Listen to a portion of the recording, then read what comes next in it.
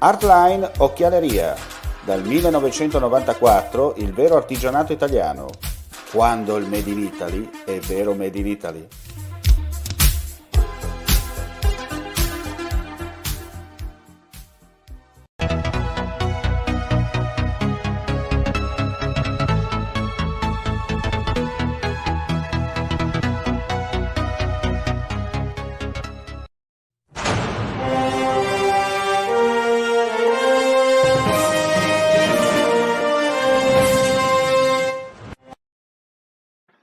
Un cordiale buon pomeriggio, gentili amici e amiche della visione all'ascolto, torna infofriulitv.net con linea diretta. Vi diciamo subito che quest'oggi avremo 3 collegamenti nel corso del pomeriggio fino all'inizio della sera. Il primo degli ospiti è Claudio Polano del comitato Salva Lago. Buon pomeriggio Polano. Buon pomeriggio a lei e a tutti gli ascoltatori. Grazie, torneremo tra poco con lei, prima però le altre notizie che non abbiamo dato nel corso della giornata. Apriamo subito perché oggi c'è il grande rientro, come si dice, degli studenti a scuola, infatti mascherine a coprire naso e bocca, ingressi scaglionati, abbracci scambiati da lontano. È un nuovo primo giorno di scuola in Friuli Venezia Giulia per i circa 50.000 studenti delle scuole secondarie di secondo grado che da oggi riprendono gradualmente le lezioni in presenza. Sui banchi siedono a rotazione il 50% degli studenti, gli altri continuano a seguire le lezioni a distanza. Insomma, qualcosa si muove. E allora restiamo in tema con le dichiarazioni del presidente della regione Massimiliano Fedriga, che ci sono appena giunte da Trieste, in merito non solo alla ripartenza delle scuole, ma un po' il fatto che da oggi siamo tornati in zona gialla, istruzioni per l'uso, come si dice in questi casi. Noi stiamo vedendo negli ultimi giorni un miglioramento per quanto riguarda le ospedalizzazioni in area medica, però è anche una diminuzione di contagi. Però questo non ci può far tirare un sospiro di sollievo, perché il virus gira ancora molto, la situazione è ancora difficile e per questo anche l'ordinanza che ho fatto, che dà un pochino più di cautele, malgrado la zona gialla, è indirizzata proprio a cercare di tenere sotto controllo la situazione. L'area gialla non è un liberi tutti, perché poi intanto in area arancione ci può tornare in un batter d'occhio, anche visto i nuovi parametri che sono molto più bassi rispetto a quelli precedenti, quindi si torna più facilmente. Ma in secondo luogo in questo momento noi dobbiamo salvaguardare la salute e dall'altro lato cercare anche con quest'area gialla di dare un pochino più respiro a quelle attività che invece in area arancione per esempio sono chiuse, parlo principalmente dei bar, dei ristoranti per esempio. Quindi se riusciremo a tenere questo equilibrio e questa attenzione riusciremo ad andare avanti, altrimenti purtroppo l'area arancione torna molto facilmente. Abbiamo anche una situazione però, una zona rossa particolare. Sì. A livello europeo hanno usato un parametro alquanto discutibile, ovvero quello dell'incidenza, che lo stesso Ministero della Salute e il Ministro Speranza avevano bocciato. Perché? Perché di fatto penalizza chi fa più tamponi. Tu trovi più positivi, sei più penalizzato, che è una follia, perché invece bisognerebbe premiare chi fa un monitoraggio, un tracciamento più attento. Noi siamo la regione che ha fatto di fatto più tamponi molecolari in assoluto e ha testato più nuove persone, cioè quindi i test molecolari unici, non quelli che vengono fatti a ripetizione. Quindi siamo una regione estremamente virtuosa da questo punto di vista e per questo siamo maggiormente penalizzati, è un controsenso. Invece a livello di vaccini come siamo?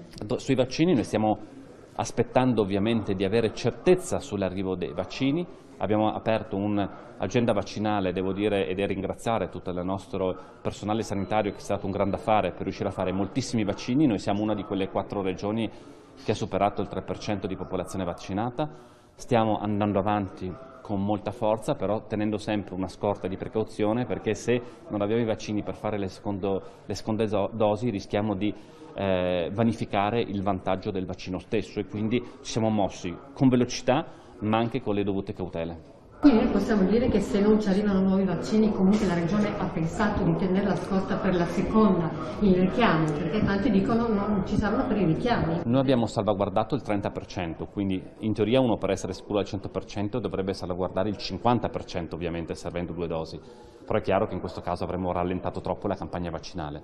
Il 30% è un margine buono, sperando ovviamente che non sia il blocco totale della fornitura di vaccini, perché altrimenti a quel punto sarebbe talmente un grave disastro che la seconda dose viene meno, perché vuol dire che blocchiamo di fatto tutta la campagna vaccinale in Italia e in Europa.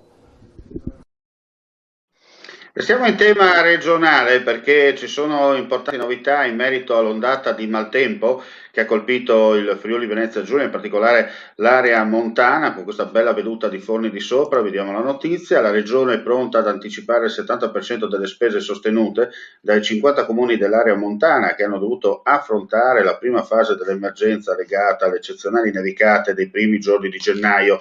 Si tratta di oltre 710.000 euro che copriranno le risorse attinte direttamente dai bilanci comunali in attesa del riconoscimento da parte del Dipartimento Nazionale della Protezione Civile dello stato di emergenza. Lo ha confermato il vice governatore del Friuli Venezia Giulia, nonché assessore regionale all'autonomia, insieme all'assessore regionale alle autonomie locali Pierpaolo Roberti, in questo caso vice governatore Riccardo Riccardi, rimarcando la volontà di intervenire affinché gli oneri non restino a carico del solo bilancio comunale.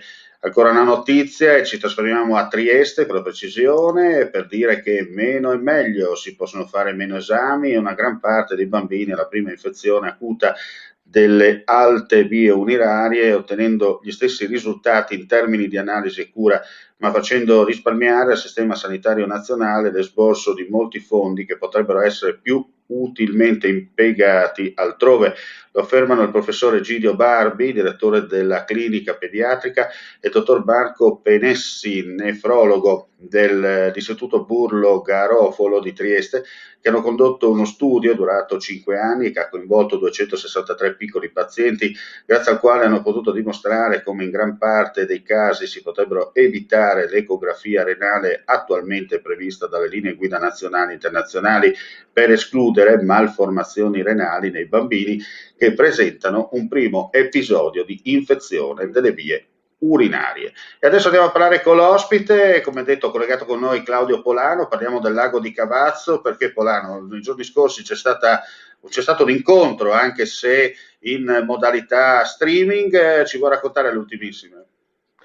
Grazie, è importante che gli ascoltatori sappiano cosa sta succedendo sul lago di Cavazzo, perché ormai è una decina d'anni che il nostro comitato lotta prima per impedire che venisse fatto il ripompaggio e ora per un discorso di rinaturazione, per ritornare a una condizione di naturalità e di fruibilità di questo specchio d'acqua che è il più importante della regione e che oggi come oggi ha dei problemi non da poco. Allora, i nostri comitati hanno rincontrato in videoconferenza, come lei ha già detto, i componenti del laboratorio Lago, che è un organismo tecnico istituito dalla Regione con la legge regionale numero 13 del 2019, che ha avuto già alcune riunioni in videoconferenza e che ha incontrato e sta incontrando tutti i vari portatori di interesse. In questo caso i comuni hanno espresso, i 3 comuni rivieraschi, Cavazzo, Trasaghis e Bordano, hanno espresso un loro tecnico, poi c'è l'ARPA, c'è l'ente tutela patrimonio ittico e ci sono naturalmente gli addetti ai lavori che sono l'ufficio ambiente e anche dell'idraulica regionale.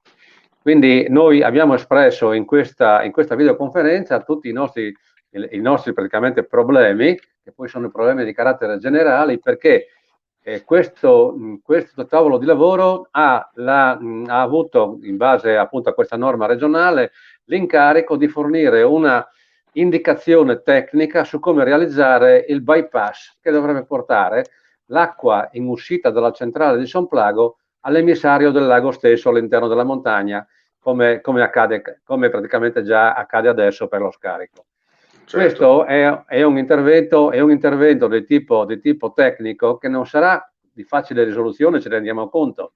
Quindi queste persone, questi tecnici, perché non è un problema di natura politica ormai, la politica ha fatto la sua parte, delegando ai tecnici la risoluzione del problema. Questi tecnici dovranno appunto formulare un'ipotesi di lavoro che poi evidentemente sarà soggetta a una gara probabilmente europea per trovare lo studio che realizzerà il progetto e quindi la ricerca dei finanziamenti all'interno dei vari canali, chiamiamolo così, europei, o addirittura, come noi ipotizziamo, siccome questo Green Deal che ormai si sta riempiendo la bocca a tutti quanti, lasci una parte anche appunto per riportare il nostro lago a una condizione di naturalità e di fruibilità come era fino agli anni 50, quando era un lago temperato offriva una notevole quantità di pesce alle popolazioni rivierasche che si sono sfamate per decenni appunto con questa risorsa, e soprattutto per tornare a un discorso di tipo turistico con acque più calde e naturalmente non limose, come capita ogni volta che ci sono dei temporali in Alta Carnia che poi finiscono nel lago di Verzegnis, e da Verzegnis finiscono a Cavazzo, intorbidendo Ecco, le acque. ricordiamo, Polano, come lei ha sottolineato, no, la particolarità in questo momento per quanto riguarda la fauna e la flora, no, del lago, che stanno sempre più scomparendo a causa appunto gli scarichi che la centrale idroelettrica fa dopo la fase di lavorazione per la trasformazione dell'energia, no? Esatto, non è un problema di inquinamento come potrebbero intendere magari gli ascoltatori. Il problema di questo, chiamiamo manomissione dell'ambiente naturale preesistente, è semplicemente delle acque gelide che vengono giù dai torrenti della Carnia, evidentemente sono fredde e quindi vanno a finire in un ambiente che una volta era temperato, e soprattutto la cosa peggiore è il trasporto di limo che appunto nelle occasioni delle piene, sempre nei torrenti della Carnia, finiscono prima a Verzegnis e poi a Cavazzo. Ormai dal 59 che la centrale è in funzione, ci sono ormai milioni di metri cubi di fango sul fondale che in pratica hanno sterilizzato il fondale stesso. Quindi Certo. praticamente trasformando un ambiente temperato, come dicevo prima, con un tipo di fauna e un tipo di flora, praticamente in un lago alpino, freddo, gelido e purtroppo anche limoso. Questo evidentemente non va bene, e noi spingiamo e spingeremo per arrivare a una definizione che riporti il lago di Cavazzo agli anni 50. Senta, c'è un forte rischio, perché non è la prima volta che mi occupo della situazione del lago di Cavazzo, anche con altri componenti, no, del comitato. C'è il forte rischio, forse qualcuno pensa, ma cosa vuoi che sia fra 100 anni, 200 anni, ma c'è il forte rischio che tra 50 anni il lago di Cavazzo ricordi un po' il lago di Doberdò, no? Nel senso che potrebbe rimanere una pozzanghera e basta. Allora, ci sono studi specifici a riguardo. Il primo è stato quello di un nostro componente del comitato, l'ingegner Dino Franzil, che nel suo libro, che proprio ha fatto un libro, nel Lago Ambiente e Energia, ha stimato a livello attuale di deposito dei fanghi, ha stimato in 110 anni la scomparsa del lago e la sua trasformazione in palude con un corso d'acqua centrale che evidentemente verrebbe mantenuto dagli scarichi della centrale. Che di certo non andrebbe, mi permetta, di certo non andrebbe a dare una mano, sarebbe l'ulteriore mazzata definitiva, no? Sarebbe il classico colpo alla nuca, per volgarizzare.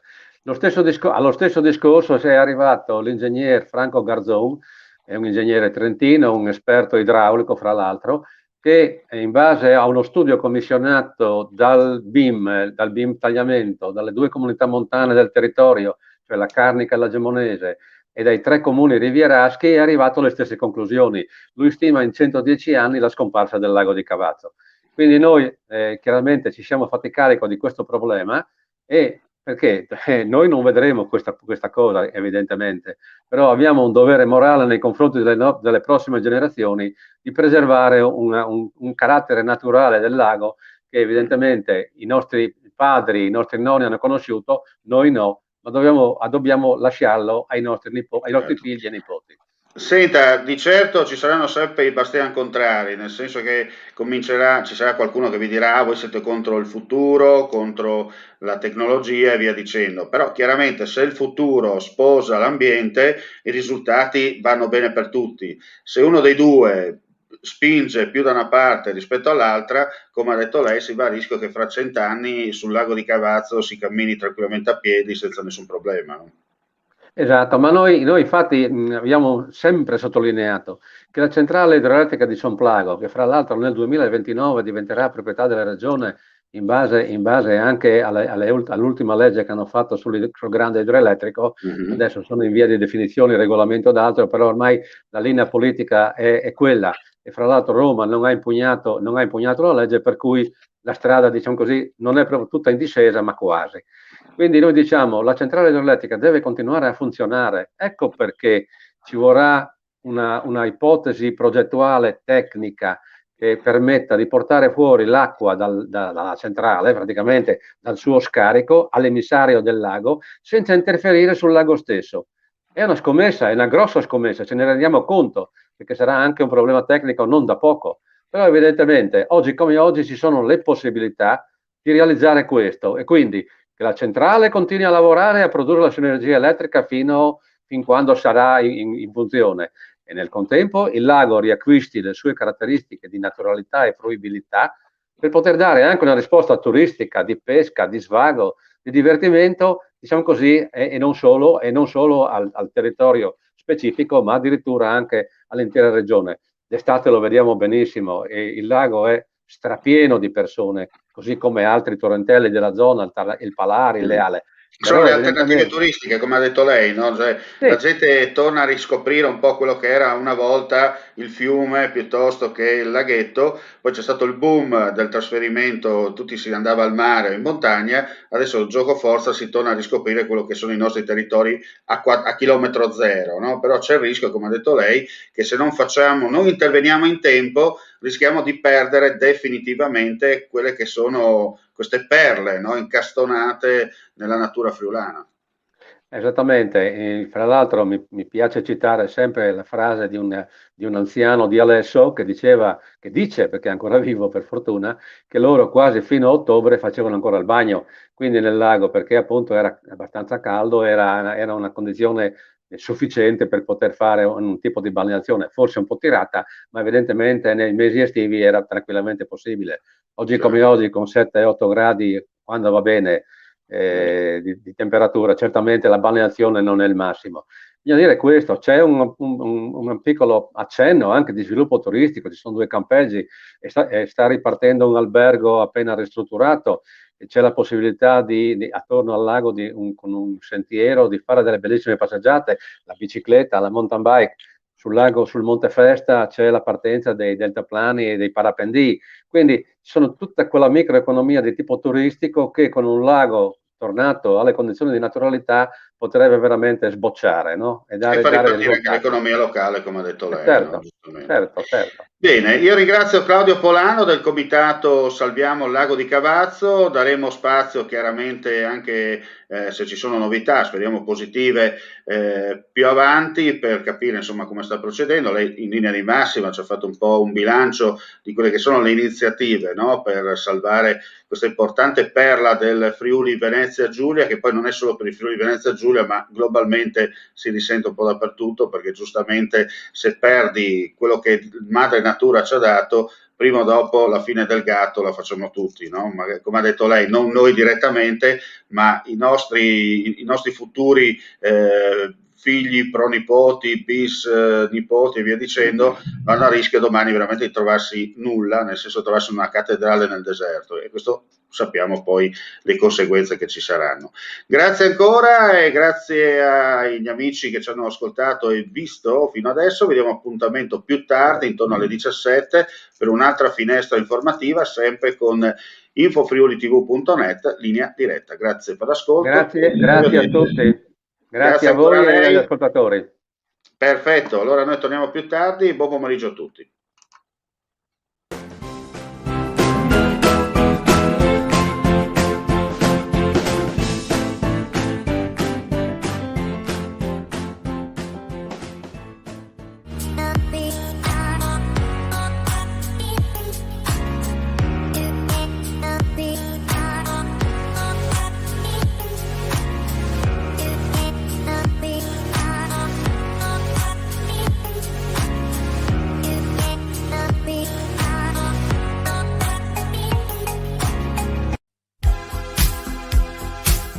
Artline Occhialeria. Dal 1994 il vero artigianato italiano. Quando il Made in Italy è vero Made in Italy.